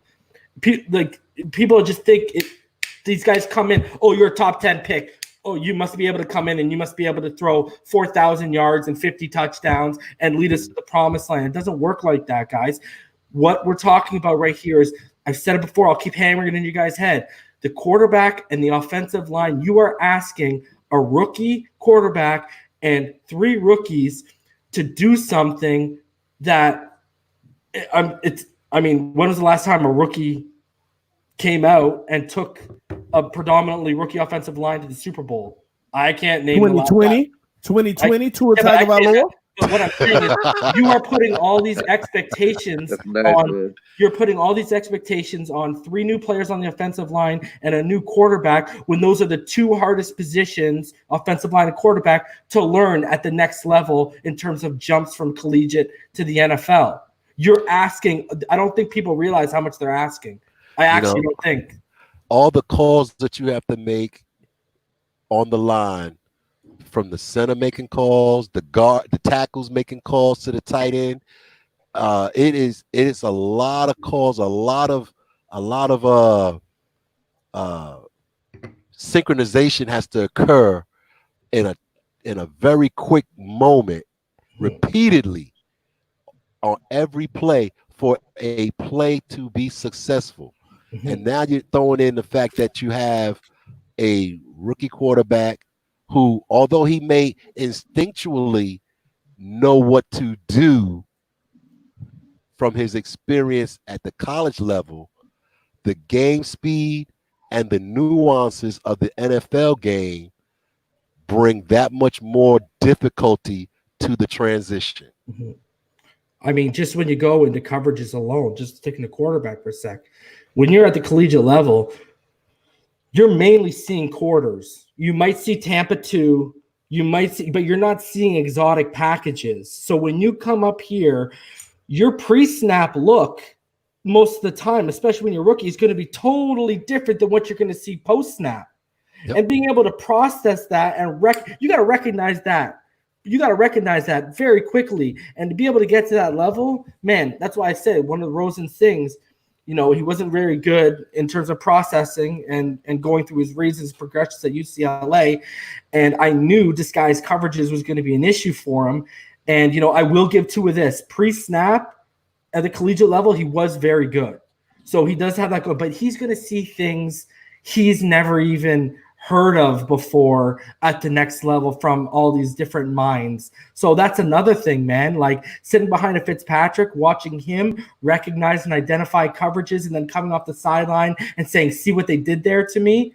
Those are big things in terms of a development for a quarterback. So, I mean, you know, when Dwayne just talked about the nuances, that's one of the nuances. You know, pre-snap and post-snap is a big part of being a quarterback at the next level and being successful, right? So I think I just think people like they just automatically they think they get it because they were picked in the top 10 or they're picked in the top 20, and it doesn't work like that, man. It doesn't, and that's why you see so many quarterbacks in the top 5 or the top 10 bust out because they get thrown to the wolves, like Dwayne said earlier, and they start seeing, and I've said this before, they start seeing things they haven't seen, they get wrecked, and what's one big important attribute to being a quarterback in the NFL that no one talks about? Confidence.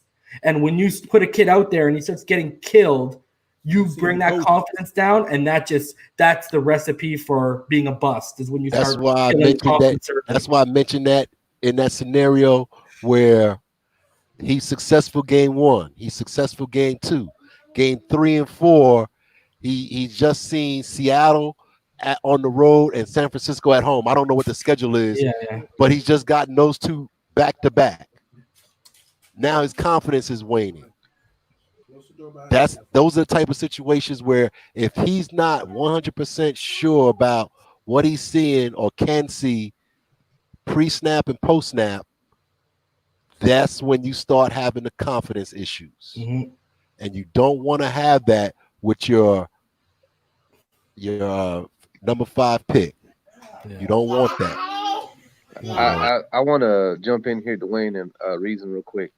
My only thing with all of this is I mean, this might be off track, but when you see the competitive nature, when you see it in Tua's eyes, I remember seeing that in Michael Jordan's eyes, the competitive nature. I'm not saying this guy's going to be Michael Jordan, but I don't want that confidence to be taken away from this guy. I'd rather him just come in and just without a shadow of a doubt know that he's the guy and that he can get the job done. That's my only thing. It's just you don't want to put him in there prematurely. I mean, we can be redundant repeating that because that's basically what we're all saying. But I got to get out of here, guys. Like EM says, 4 a.m. is calling me. I just wanted to say some things real quick before I leave. It was nice yesterday hearing TD stream yesterday. I didn't get to jump in on that one, but I got the notification. Thanks, TD, for doing your job, bro. I mean, all the notifications that I've got yesterday and today, like I said, I didn't know about any of this stuff. I didn't know. I found out through a notification that Shula passed, and then I'm glad you're getting them because a lot of people not. So yeah, and then we all talked about Shula yesterday, including Dwayne. Man, I really liked a lot of the insight that Dwayne brought to the table, and I loved hearing what he had to say, and just like I just kept wanting to, because I haven't witnessed with my eyes, the Fins win a Super Bowl. So I kept throwing questions about did he see any parallels between what's going on now and what happened then. So I really like this guy, man. Dwayne's he's an awesome guy. I love the insight and just the way he carries himself on the panel. Shout out to Reason too, man. All of y'all for paying homage to Shula. Yesterday was a sad day for me, man. Anytime your childhood, your icons passes away, you feel it, man. So, but yeah, that's all I had to say. Thank all of you guys. It was nice talking to y'all tonight. And like I said, man, thank both of you guys for having me on TDN and Reason, man. Y'all have a good night. God bless. You do the same, man. Love you. Take care, man. God bless you. Yes, man. One thing, I'm gonna be very brief on this. The fact that Don Shula was here so long, you got to remember, I had one coach for 20 years, basically. One coach. And do you see how the success from those 20 years? The same thing has been happening where? New England. Yeah. When you have the right coach. Consistency, expectations and standards are known, and either you meet them or you're moved on. But that was the one thing about Shula that, from 1971 to 1995, 25 years, one coach.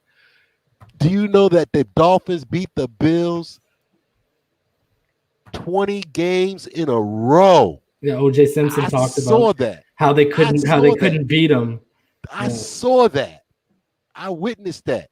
So I know what the positiveness of having one consistent coach, a strong coach, not a Philbin, not a Gaze, not a Turk, but a Burke, but somebody who can give a consistent message to the locker room. Now, I'm going to get off of that because I know that's not the subject, but I missed saying that yesterday on both of y'all shows, and I wanted to make sure that all the younger fans realize it takes patience and time to be successful. And good talent. And the reason why he lasted so long too was he wasn't afraid to, and sometimes be ahead of changing with the times. Yep. Right. Yep. And you don't really see that. We're about to find out if Bill Belichick can change with the times of Jared Stidham. So it'll be interesting to see. Yep. Because Shula was able to change with the times between from Greasy, or when you think about it, from Unitas, Greasy and Morrill, Woodley and Strock, Dan Marino, and still managed to have success. Brother, he won with all Scott. Those years. He won with Scott Mitchell. The reason why Scott Mitchell got paid is because of Don Shula.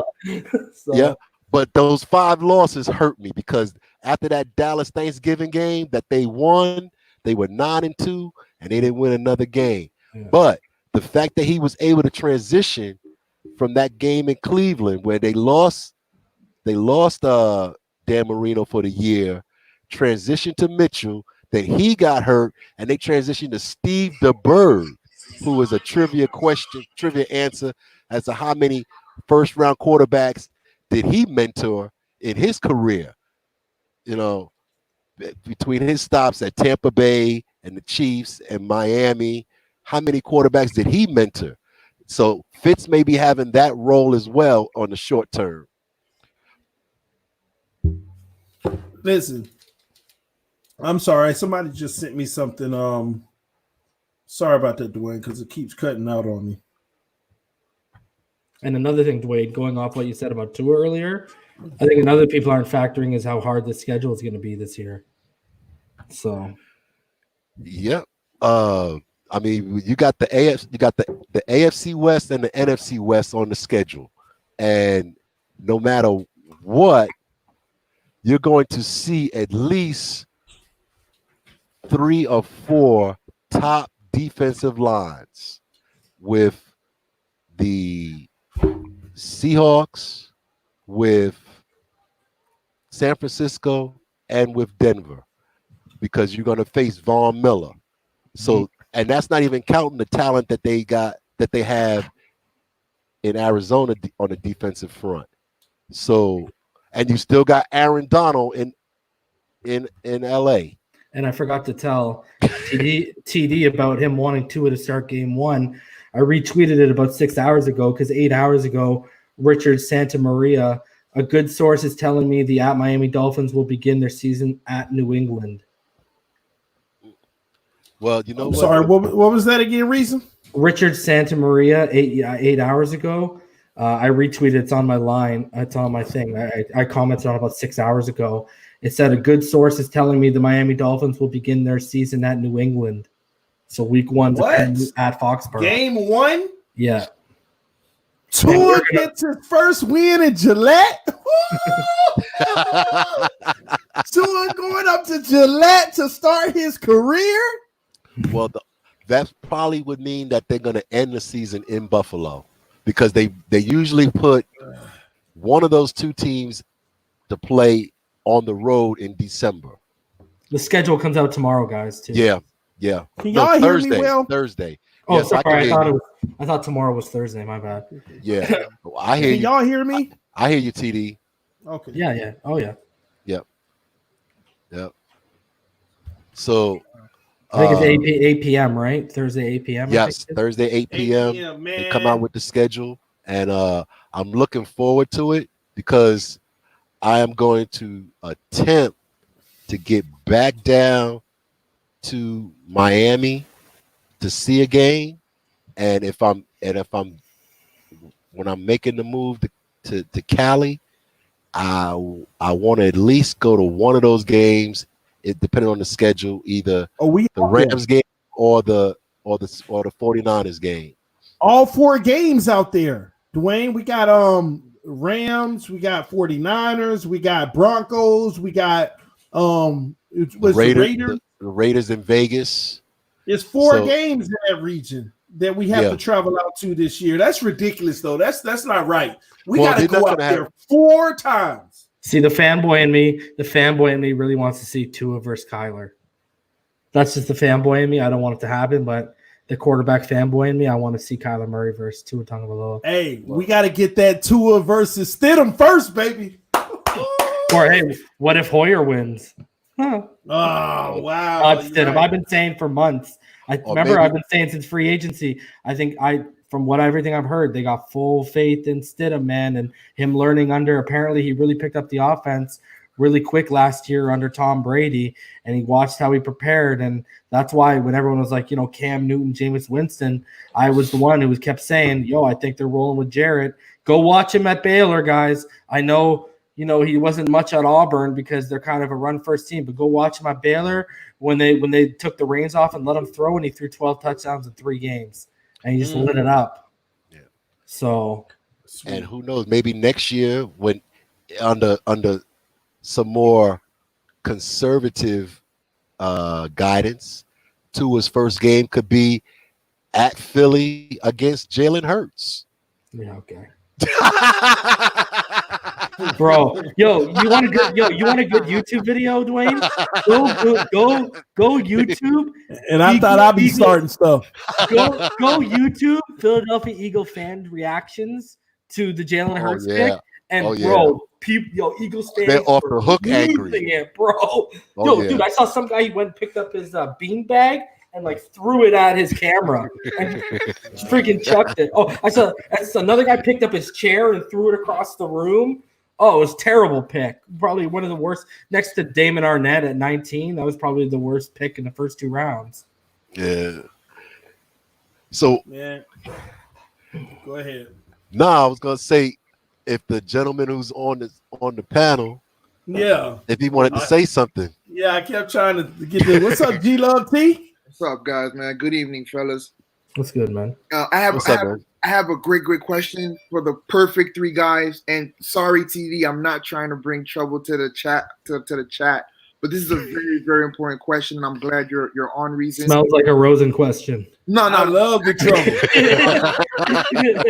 But my issue is, okay, so all you guys agree that Tua should play.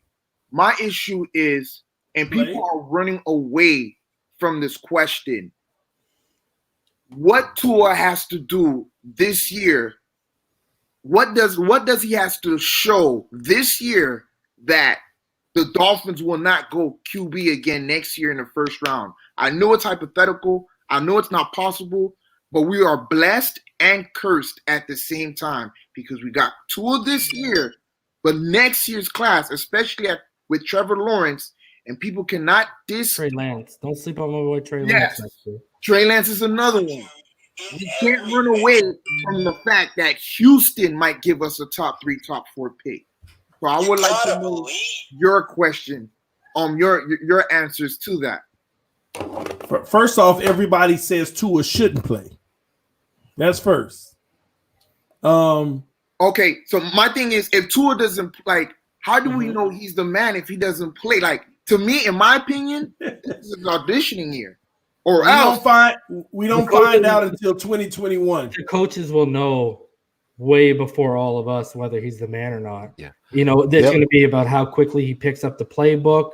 how he looks throwing in practice, how he does, because they're going to be in the quarterback room doing chalk work. So they're gonna basically try and teach him how to read what me and Dwayne were talking about earlier, pre-snap and post-snap. They're going to throw stuff at him on the chalkboard first to see if he can identify things, and then they'll probably take it out into the practice field and see if he can pick it up on the practice field. It's going to be – those are the type of things they're going to be looking for. Yeah, they're not going to Kyler Murray him. They're not going to throw him out there because they don't feel – I don't think anybody feels that Tua's the type of person that you could just throw out there to the wolves. He's not that good. He's not that good. A few other things that will show whether he has the mentality of a good leader is if he's going to be first a good follower. Okay. You can't have some of the faux pas or the missteps that Tannehill had where he got upset because somebody picked him off in practice. Yeah. You can't have where you feel slighted because you're playing for a practice session. You're playing the practice squad, representing the practice team for the defense. The first team, yeah. Okay, so you can't get upset and have the wrong mentality when you're asked to do those things. And whether he's the backup or the third string, he may and should be asked to do some of those things. And it's his makeup, his mentality towards those tasks that will show the team that he's a true leader. Yeah. Because anybody can be in charge. You can be in charge of anything. It's a matter of whether you're going to be a good leader. And to be a good leader, you got to be a good follower and a good listener. Okay, and a good teammate. Those are, besides the things that Reason elaborated on previously, those are some of the things that I would look at and that Flores is probably will be looking at as well. And I mean, Dwayne, you can hear from Tua's mouth, one of the first things he asked for after being drafted when he talked to Flores was he wanted everyone's phone number. Yeah. He wanted to get in touch with everyone on the offense. He called them all. Yeah, Yeah. man. That was one of his first things after thanking Stephen Ross, Greer, and Flores was, I want to call everyone.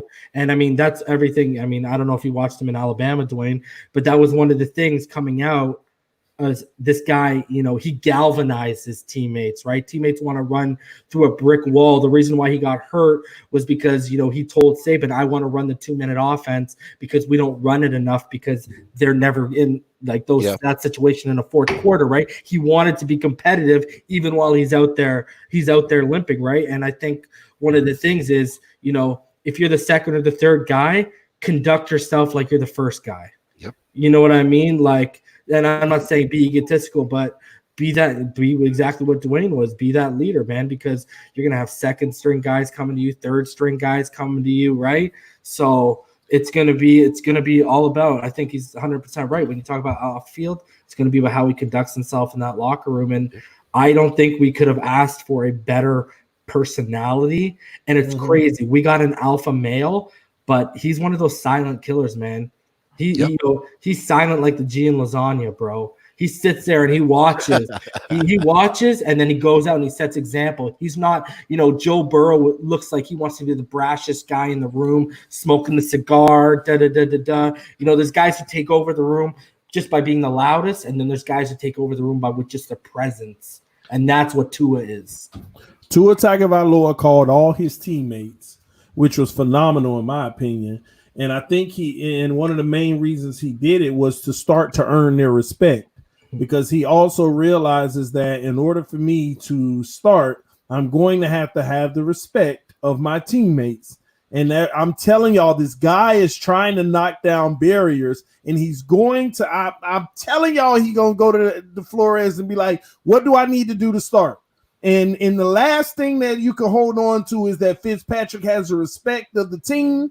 That he called all his teammates the first day because he wants that ASAP, because that's the one thing that's going to take a while to earn, and he wants to start building it now. The kid wants to play, and I love that about him, actually. I love it about him. I am telling y'all, man, it's something about this that make me feel like we're going to be talking about this before the first game. Who's going to start?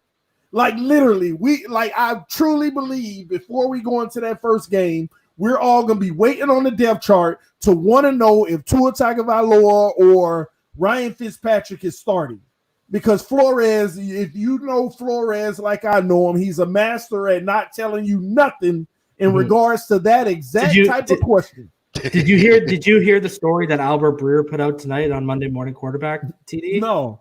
Okay, so basically after the season, when they had a team meeting with just like management and coaches, apparently Flores told everyone, because he was trying to throw everyone off the trail, yeah, next year at the podium, I'm going to walk up in a Tua Tagovailoa jersey, and I'm not even going to pick him. So a lot of people in the room were like, "Oh, yo, does this guy not really want Tua?" And that's where Tua Flores was even playing it with his closest personnel. He wasn't even showing his. They said only like 3 or 4 wasn't showing people, his hand to anybody. No, man, they said only 3 or 4 people knew that Tua was the guy, and everyone else in the organization was being led to believe it was this guy or that guy. EM knew too. Now let's make sure we. No, you know what I knew? You know what I knew? I knew when Greer came up and said the tape tells us who a player is. I knew Herbert was done. I knew it was over, bud. I said if they watch the Cal game or the Auburn game, it's a wrap for that kid, right? And when the Tua talks the tape, Tua got some of the best tape that I've ever seen. So. Yeah, that was pretty much okay. They're not getting Burrow. They know that it's Tua. That's what that told me, because you're not going to say that about a defensive tackle. You know what I mean? You're not even going to say that about an offensive tackle. That right there screamed to me, that was their subtle way of saying, hey, guys, you're wrong on all the Herbert stuff or the Jordan Love stuff. That's what that screamed to me. Man, we're coming up on the 11 o'clock hour, everybody. Awesome stuff, Reason, amazing. Dwayne, and shout out to G Love T hanging out with us, man. And everybody who came through, Esteban and a few others. We appreciate y'all coming through tonight. Thank y'all for tuning in to TD Fins Talk. The stream is about to end at 11 p.m. Y'all don't forget to check out Reason and EM on Finside the NFL. Let them know when the next show, Reason. Yeah, tomorrow we're going to have Matt Valadinos from Blue Chip Scouting, former offensive lineman at the collegiate level, now a scout for Blue Chip Scouting. He's going to come on, and we're going to talk about the offensive line picks, and we're going to have an outlook on the offensive line heading into 2020. And then on Friday, we're going to have another show. It's a topic that me and EM are pretty excited about. I didn't want to spoil it on the stream yesterday. I won't spoil it yet. But, yeah, tomorrow night we'll have Matt Valadinos from Blue Chip Scouting. Awesome. What time? Let's make sure we show some love. Go over to Finside, the NFL. Go check it out now. Hit that subscribe so you get the notification just in case you forget. Go over there. Make sure you hit that button, guys. Show some love and support to Finside, the NFL. You got my boy Reason and EM over there doing their thing. They always have guests on. I saw Esteban and Dwayne rocking it out last night as well. Make sure y'all check that out. And also Thursday night, we got a special show for you all here on TD Fins Talk. We'll be doing some promo on that tomorrow via Instagram, Twitter, Facebook, and many other avenues. Thank y'all for tuning in so much. Any last words before we get out of here, gentlemen, starting with Reason? Yeah, just because I saw some people asking, I think Dwayne asked, we will be going live tomorrow early. It'll be 5 p.m. Eastern, 4 p.m. Central, so it won't be a night show. Other than that, I do think if we're going to use Tua this year, the option I like is what we discussed earlier. I follow the Mahomes route. If we're up by 2 or 3 touchdowns, throw him in there with 3 or 4 minutes left. Let him get some game action just so we can see the speed in game. But other than that, guys, don't think short term. It's not about 2020. It's about the next 10 to 15 years. That's all I'm really going to say about that. Awesome. What about you, Dwayne? What I'll say is this. Devon Godchild, Avery Moss, Hurns, Laird, Gaskins. People coming for you. People are coming for you. Jesse Davenport. Davis, Davenport. People coming for you. Bobby So, McCain. Come ready, because there's some talent out there that is looking to take food out of your mouth. Mm. That's the best situation for the Miami Dolphins to have Rosen. players, Rosen as well. Okay. Now I didn't say Balaj, but Balaj as well. He could be in that situation. Equivon, Baker. You know, they're all in that situation. So they all need to come to the team, to the training camp ready to battle, because somebody's coming for your food. Mm. And Dwayne, you're going to make me spoil what our Friday show is. Our Friday show is the thumbnail is already done, and it's basically Dolphin players who have been put on notice since free agency in the draft. Yeah. So me and EM are going to go over our list, and we're also going to be taking call-ins from everyone. So Dwayne, feel free to come on at one point in that show, because that's basically going to be the topic. Okay. I'll take the opportunity. All right, Xavier Howard. 2021. Yeah. 2021 for him. Yep. G-Love T, any last words? Thank God I'm ready to buy my Tua's jersey. Thank God. That's all I got. Did you buy it already? Number one. wait. They said his number is going to be number one. Yeah. Mm-hmm. But they're all out of throwbacks, the white and the green throwbacks. You can only get triple XL or quadruple XL, because I want to customize a throwback. I don't want that screen printed or whatever. I want the stitch, and you can't even get them right now. So, and there might be a Shula patch. So that's another thing people got to keep in mind. You might want to wait for the Shula patch too. Yeah. All right. As I've been requested, go Dolphins! Go Dolphins! Go Dolphins! Go Dolphins! Go Dolphins! Go Dolphins! Go Dolphins! Oh man, that's what's up. Hey, we gonna need that often. That's what's up. Shout out to you, Dwayne. I love y'all. Thank y'all for tuning in to TD Fins Talk, home of the real Miami Dolphin fans. Don't forget to check out Reason AM over on Finside the NFL. Don't forget, we also have Finsanity Mondays, and this Thursday night we'll be doing a special one for you all as well. Thank you. We love y'all. Y'all have a great night. Get yourself some rest. Love on your kids before you go to bed. Love on your spouse before you go to bed. Just show everybody in your life some love before you go to bed. This TD Fins Talk. We love y'all. I love y'all. Tua start day one. Peace. This guy.